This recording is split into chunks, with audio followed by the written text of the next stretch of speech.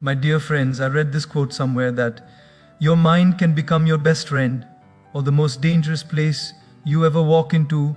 A young man once told me, I'm not afraid of failure anymore. I'm afraid of my thoughts about failure. And that hit me because the real battle is never outside. It's always inside. And today, we are going to win that battle because I'm about to tell you 7 amazing and effective points that will help you win against negative and undesirable thoughts. The first key point is about recognizing the enemy you're fighting inside your own mind before it takes control of your life. And this understanding is far more powerful than most people realize. Negative thoughts rarely enter loudly. They slip in quietly, blending into your inner voice until you mistake them as truth. And that's where the real danger begins. When a thought like, I can't do this or I'm not capable shows up, it doesn't appear as a stranger, it appears as your own belief. That's why identifying it is the first step. Because if you don't know what you're fighting, you will lose battles that aren't even real. Most people spend their whole lives fighting situations around them, not realizing the situation inside them is the one shaping everything they experience. Negative thoughts are like shadows. When you're not aware of them, they grow larger and more intimidating. The moment you shine awareness on them, they shrink. But awareness requires honesty. It demands that you pause and acknowledge, wait, this thought isn't helping me. This thought isn't coming from strength. This thought is coming from fear. That single moment of clarity changes everything. When you identify a negative thought for what it is, you stop treating it like a command and start treating it like an intruder. And the mind handles intruders very differently from how it handles familiar voices. Most people think their thoughts are facts, but thoughts are just suggestions, some helpful, some destructive. A negative thought gains power only when you accept it without question. So the real work begins when you challenge it. When your mind whispers, you always mess things up, you can ask, always, is that really true? This tiny interruption cuts through the illusion. It shows your brain that you're present, alert, and not willing to accept every thought as gospel. Self-awareness becomes a shield, and with practice, that shield becomes stronger than the negativity trying to slip through it. But recognizing negative thoughts isn't merely about pushing them away, it's about understanding their patterns. Notice when they show up. Notice what triggers them. Notice how they try to disguise themselves. A thought like, I'm not good enough, often hides behind perfectionism, comparison, overthinking, or past disappointment. If you can trace the thought back to its source, you take away its mystery. And once the mystery is gone, the fear connected to it weakens too. That's the power of naming the enemy. Not to obsess over it, but to strip it of the authority it never deserved. What people don't realize is that negative thoughts are often echoes of someone else's voice, a parent who doubted you, a teacher who embarrassed you, a friend who underestimated you, or a society that taught you to fear failure. These echoes settle into your mind quietly, and over time, you unknowingly begin repeating them back to yourself. But when you recognize the thought as an echo and not your identity, something shifts. You can look at it and say, this was never mine to carry. That level of awareness is like mentally dropping a weight you didn't even realize you were holding. Naming the enemy is not about fear, it's about reclaiming your mental territory. The moment you can point at a thought and say, this is negativity and it does not belong to me, you create distance between you and the thought. And that distance is where your power grows. In that space, you get to choose how to respond, how to think, and how to move forward. You're no longer fighting blindly, you're fighting with clarity, and clarity is the beginning of inner freedom. The second key point is about interrupting negative thoughts the moment they show up. Because if you don't stop them early, they multiply faster than you can control. A single negative thought rarely stays alone, it brings friends. One doubt calls another, one insecurity triggers more, and before you know it, your mind becomes a gathering place for fears that never belonged there in the first place. Interrupting the thought right when it appears is like closing the door before the storm enters. Most people wait too long, they analyze, they worry, they wrestle, And by the time they react, the thought has already dug its roots deep. The power lies in speed, in catching the first whisper before it becomes a full conversation in your head. Negative thoughts depend on your silence. They grow in the space where you don't respond. That silence is what gives them space to settle and expand. The longer you entertain them, even for a moment, the stronger they feel and the more convincing they become. Interrupting them is not about aggression. It's about protection. It's about refusing to let a false idea become your mental truth. When a thought surfaces like you're going to fail, interrupt it immediately with a firm mental stop. You're not arguing with it, you're refusing to give it entry. Think of it like slamming a door before a thief steps in. You don't negotiate with a thief, you shut them out. And sometimes interruption needs to be physical, not just mental. Standing up, taking a deep breath, clapping your hands, moving your body. These small actions break the pattern your brain is stuck in. Your mind follows your body's lead more than you realize. When your body stays frozen, your negative thoughts feel more comfortable. When you shift your posture, you shift your mental state. Something as simple as straightening your back or lifting your chin interrupts the emotional spiral. It sends a message to your mind that you're not surrendering to the thought that tried to take over. Interrupting negative thoughts is also about breaking the rhythm they try to create. Every negative thought has a certain emotional momentum. Fear feeds fear, doubt feeds doubt. If you don't disrupt the rhythm, it takes over like a song stuck on repeat. But the moment you interrupt it, even with a tiny mental no, you break the loop. You remind your brain that you are aware, you are present, and you are not letting the mind wander into dark corners without your permission. That interruption might feel small, but its impact is powerful because it stops the formation of a destructive chain reaction. Another part of interruption is refusing to rehearse negative scenarios. The mind loves to imagine the worst, replay the past, and project fears into the future. But these scenarios are mental traps disguised as preparation. When your thoughts start drifting into what if everything goes wrong, interrupt the drift immediately. Bring yourself back to the present moment and remind yourself that fear thrives in imagination, not reality. If you don't interrupt the mental rehearsal, your brain will treat imagined pain as real pain, and you'll feel defeated by events that haven't even happened. Cutting off these mental movies the moment they start is a form of mental discipline, a way of saying, I won't suffer from things that aren't real. Most importantly, interrupting negative thoughts trains your brain to stop believing everything it thinks. Every interruption is a message to your mind, you don't control me, I control you. Over time, the brain learns that negative thoughts won't be entertained, won't be nurtured, and won't be allowed to spiral. And slowly they begin to appear less frequently because your mind realizes they have no place to grow. This practice builds mental strength the same way exercise builds muscle.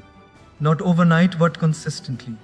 And every interruption, no matter how small, is evidence that you are becoming stronger than the negativity that once had power over you. The third key point is about replacing negative thoughts instead of wrestling with them. Because the truth is, you cannot win a fight against something that feeds on your attention. The more you argue with a negative thought, the stronger it becomes. You give it energy, you give it space, and you give it importance. That's why shifting your focus is far more effective than battling the thought head on. When your mind says, I can't, replacing it with I'm learning removes the weight of failure and invites possibility. It transforms the mental landscape without forcing you into a war you were never meant to fight. The goal isn't to crush the negative thought, it's to make it irrelevant. Most people try to overpower their negative thoughts by pushing them away or shouting back at them internally, but they don't realize they're strengthening the very thing they're trying to escape. The mind doesn't understand don't think this. When you say don't think about failing, your brain hears failing. When you say don't be scared, it focuses on scared. This is why replacement works better than resistance. You're not telling your mind what to avoid, you're telling it where to go. Replacing a thought is like changing a channel on a TV. You don't argue with the show you don't like, you simply switch to one that aligns with the life you actually want to live. Replacement also works because the brain needs direction. A negative thought is simply a suggestion, and if you don't give your mind an alternative, it will default to whatever it's been repeating for years. When you replace a thought deliberately, you're giving your brain a new pattern to follow. If the old thought says, "I always mess up," the replacement could be, "I improve every time." This new message isn't fake positivity, it's a statement that gives your mind something constructive to build on. Over time, these replacements become your default responses. And that change isn't accidental, it's trained. Another powerful part of replacing thoughts is emotional redirection. Negative thoughts often come with emotional weight: fear, embarrassment, guilt. When you replace the thought, you also interrupt the emotional momentum behind it. For example, if your mind says, "Nobody cares about me," replacing it with, "I'm building connections that matter," shifts the emotion from loneliness to hope.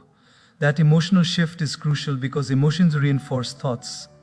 By changing the emotional tone, you weaken the negative thoughts' influence. You create a softer space inside yourself where growth feels possible again.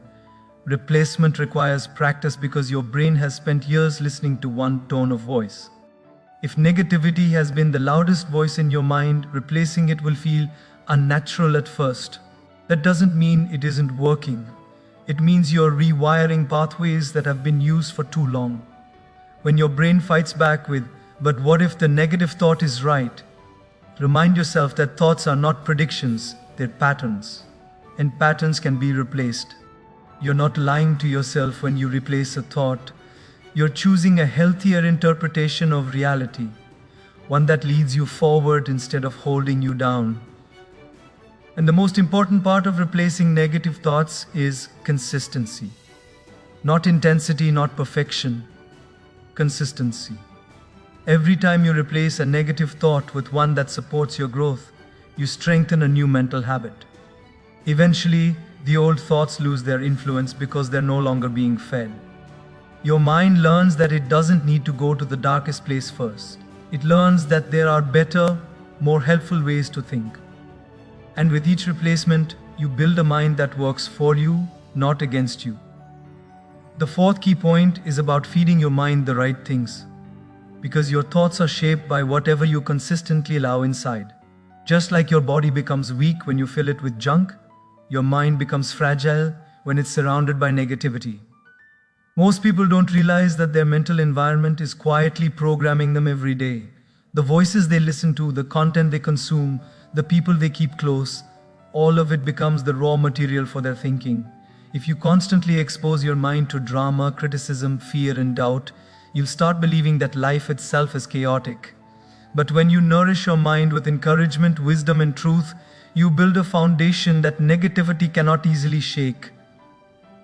We often underestimate the power of what we let in. A single negative comment from someone can echo for years, while a single positive message is sometimes forgotten in minutes. That's because the brain responds more quickly to fear-based information. It treats it like danger. But just because your mind reacts to negativity faster, doesn't mean you should feed it negativity more often. It means you must be even more selective. Think of your mental diet like the food you choose. You don't eat everything just because it's available. You choose what supports your health. The same must be true for your mind. You have to decide intentionally what deserves a place inside your head and what doesn't. A huge part of feeding your mind is being aware of who you spend your time with. Some people drain your energy without saying a word. They carry a cloud of pessimism that follows them everywhere. If you absorb their mindset long enough, you begin to think like them. You start seeing problems before possibilities.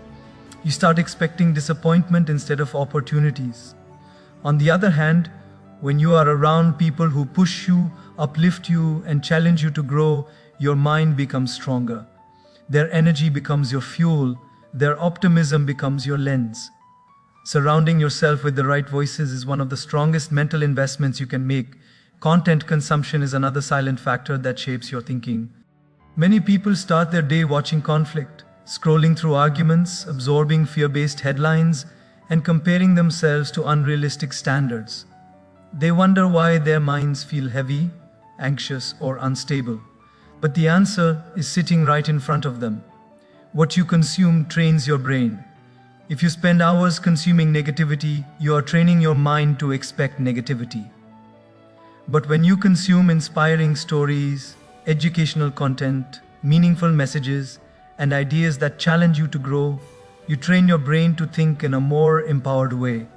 It's not about ignoring reality, it's about choosing the reality that strengthens you. Even the habits you perform daily act as mental nutrients. If your habits include self-reflection, gratitude, learning, and creativity, your mind becomes more resilient. These habits feed you with internal strength. But if your daily routine is filled with overstimulation, mindless scrolling, and constant distraction, your mind becomes scattered and unfocused. Feeding your mind well isn't only about what you allow externally, it's also about the habits you practice internally. Your habits teach your mind what matters most to you, and the mind always grows in the direction of what you prioritize. Ultimately, feeding your mind the right things is a daily choice, not a one-time effort. You don't build mental strength by accident. It comes from consistency, by choosing the right voices, the right influences, the right environment, and the right habits. You build a mental foundation that negativity cannot easily penetrate. A well-fed mind becomes clear, stable, and strong. It becomes a place of growth instead of fear. And when your mind is nourished the right way, your entire life begins to shift in a healthier direction. The fifth key point is about using movement to break negative thinking, because the mind becomes louder when the body stays still. When you sit frozen in one place, your thoughts have the freedom to spin in circles, creating stories that feel heavier with every loop. Negative thinking thrives in stillness.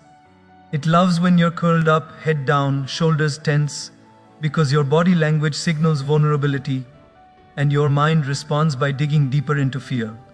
Movement interrupts that cycle. The moment you shift your physical state, your mental state begins to shift with it. Even the smallest motion, a stretch, a step, a deep breath, sends a message to the brain: we're not stuck, we're not powerless. This is why negativity often disappears when you take a walk or step outside. The fresh air, the changing scenery, the rhythm of your feet hitting the ground. These simple things interrupt the emotional fog that keeps you trapped. You don't even need a long walk. Sometimes just standing and stretching your arms is enough to cut through the mental noise. Movement creates space inside your mind, space where clarity can finally enter. Some people misunderstand movement as running away from their thoughts, but that's not what this is about. It's not escape, it's intervention. When a negative thought tries to spiral into something bigger, movement steps in and breaks the pattern before it grows. Think about the times you sat still replaying a mistake or predicting the worst. Your body was frozen, and your thoughts took advantage of that stillness. But the instant you physically moved, even a little, the spiral slowed down. That's because your brain can't fully maintain a negative loop when your body is doing something new. Movement demands attention, and attention pulls you away from the negativity trying to trap you.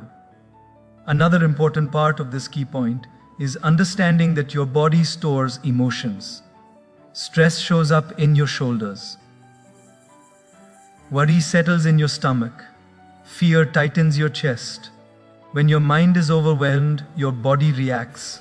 And when your body relaxes, your mind follows. That's why breathing exercises, stretching routines, or light physical activities have such a powerful effect. They release tension that has been silently building. People often try to fix their minds without addressing the physical tension holding the negativity in place. But when you loosen the body, you loosen the grip of those thoughts. Physical release becomes mental relief. Movement also works because it breaks the isolation that negative thoughts depend on. When you're stuck in your head, everything feels bigger and more threatening. But when you get up, change your environment, or simply shift your body, you create a sense of connection to the world, to your senses, to the present moment. This connection reduces the intensity of negative thinking. It grounds you in reality instead of imagination. A 5-minute walk can do more for your mind than an hour of overthinking ever will. Physical action pulls you out of the mental storm and brings you back into the present, where you can think more clearly. Consistency is what makes movement truly transformative. Every time you move when negativity tries to hold you still, you're training your brain to respond differently. You're showing it that you won't collapse under pressure. You're building a habit of resilience. Over time, the brain learns that negativity doesn't get to freeze you, doesn't get to isolate you, doesn't get to dominate your space. Your body becomes a tool for reclaiming control. Movement becomes a message. I am not helpless. I am not stuck. I can shift my state anytime I choose. The sixth key point is about remembering who you were before the world convinced you to doubt yourself. Because negativity often grows from borrowed beliefs, not from your true nature. When you were young, you didn't question your worth, you didn't compare your abilities, you didn't shrink yourself to fit expectations, you lived boldly, you asked for what you wanted, you tried without fear of failure. That version of you still exists, but it's been buried under years of criticism, rejection, and experiences that made you forget your original strength. Negative thoughts become powerful when you lose sight of the person you were before life's noise took over. Reconnecting with that inner version of yourself helps you remember that confidence isn't something you need to build from scratch. It's something you need to uncover again. Over time, people begin to adopt beliefs handed to them by others. Maybe someone told you that you're not capable, and you believed it. Maybe someone mocked your dreams and you internalized it. Maybe life handed you repeated failures and you assumed that pattern defined your future. Without realizing it, you start carrying these borrowed thoughts as if they're your own. But they're not. They're layers placed on you by experiences that didn't know your full potential. When you pause and ask yourself, where did this belief come from? You often realize it wasn't your voice at all. It was someone else's limited imagination shaping your self-image. And once you see that clearly, the belief loses its authority. Remembering who you were isn't about living in the past. It's about reclaiming the qualities you naturally had before fear crept in. Think about the courage you showed as a child when you tried new things without hesitation. Think about the creativity you had when you imagined possibilities without boundaries. Think about the resilience you displayed when you fell, cried for a moment, and then got back up as if nothing happened. Those qualities didn't disappear. They got overshadowed. Life added layers of doubt, but the foundation underneath is still solid. Every time you reconnect with it, you weaken the grip of negative thoughts that tell you you're not enough. One of the most powerful ways to defeat negative thinking is to remind yourself that you weren't born doubting your worth. Every insecurity you carry today was learned, and anything learned can be unlearned. When a negative thought says, "You always fail," remember the early version of you who tried again and again without thinking twice. When a thought says, "You don't deserve success," remember the version of you who believed every dream was possible. These memories aren't fantasies, they're evidence. Evidence that confidence and courage are not strangers to you. They are familiar strengths, waiting to be brought back into your daily life. It's also important to recognize that negative thoughts often come from moments where you felt powerless.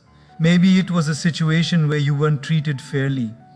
Maybe it was a period of your life where you didn't have the support you needed. But those moments don't define you. They shaped your story, not your identity. Your identity is far older, deeper, and stronger than the challenges you faced. When you connect with your deepest self, you realize that your value was never determined by someone else's choices or opinions. It was determined by your character, your heart, your potential, and your ability to rise. The more you remember who you were before the world told you otherwise, the more grounded you become. Negative thoughts lose their influence when they collide with the truth of your original self. You begin to recognize your strength again. You begin to trust your own voice again. You begin to see possibilities instead of limitations. Because beneath every layer of doubt, there is a version of you that is brave, hopeful, determined, and capable. And reconnecting with that version is one of the most powerful steps toward breaking free from the negative beliefs that never belonged to you in the first place. The seventh key point is about shifting your focus from perfection to progress, because negative thoughts thrive in the space where you expect yourself to be flawless. When your mind believes you must achieve everything without mistakes, without delays, without learning curves, it automatically sets you up for disappointment. Perfection is a moving target, always out of reach, always demanding more, never satisfied. And when you chase it, every small error feels like failure, every delay feels like proof that you're not good enough. But when you shift your mindset to progress, suddenly every small step becomes a victory. Every effort becomes meaningful. Progress gives your mind room to breathe, while perfection suffocates it. Negative thoughts use perfection as a weapon. They whisper things like, "You should be further by now," or "Look at how well others are doing." These thoughts don't come from truth, they come from comparison and unrealistic expectations. They convince you that anything less than perfect is worthless. But progress tells a different story. Progress says, you are growing, you are learning, you are improving, and improvement, no matter how small, is the foundation of real success. When you focus on progress, you allow yourself to move at your own pace. You stop judging yourself by someone else's timeline and start appreciating the direction you're moving in. One of the biggest reasons perfection fuels negativity is that it replaces effort with pressure. Instead of trying with curiosity, you try with fear. Fear of doing it wrong, fear of people judging you, fear of not reaching some imaginary standard. That pressure steals your ability to enjoy the journey. But when you focus on progress, the pressure dissolves. You begin to celebrate the process instead of fearing the result.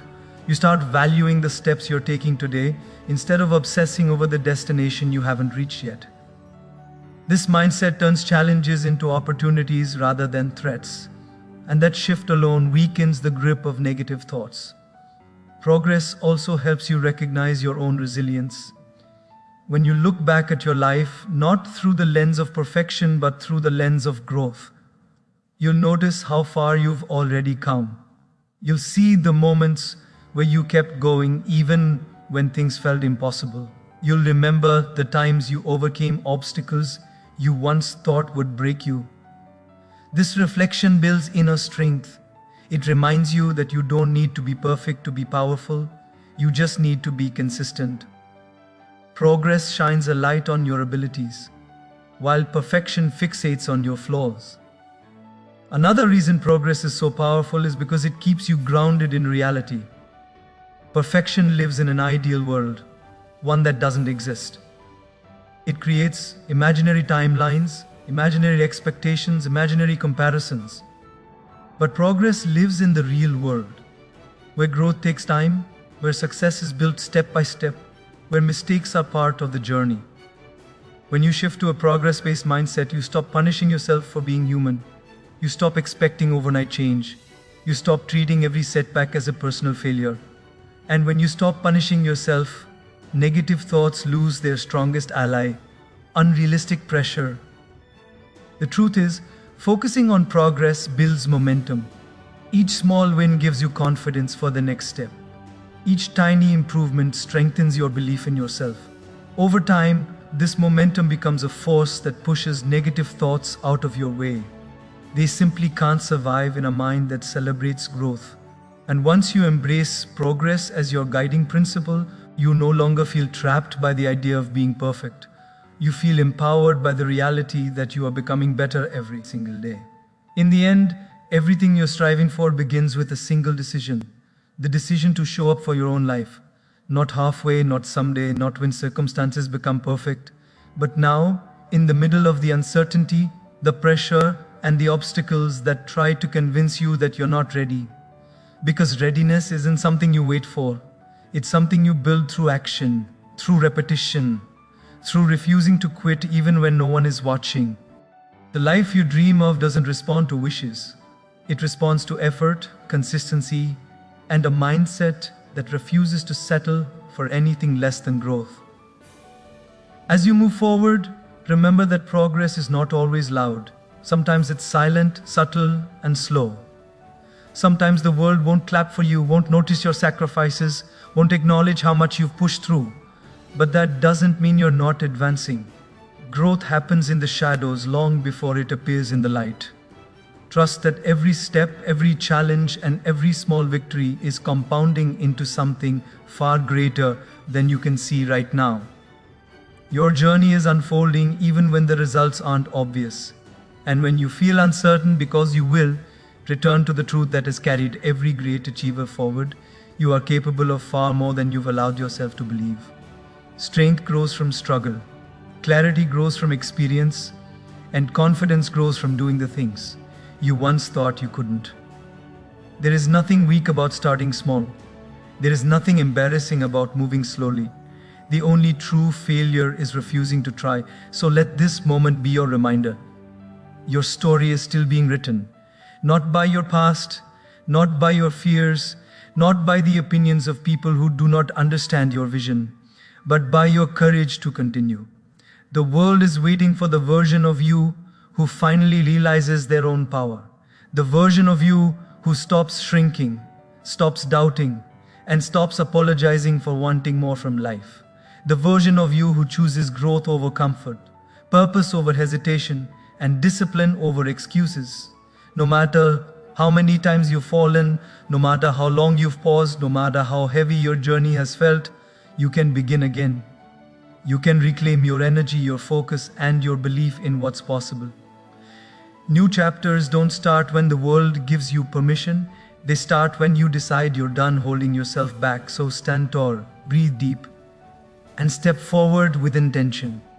Your future is not waiting for the perfect moment, it's waiting for you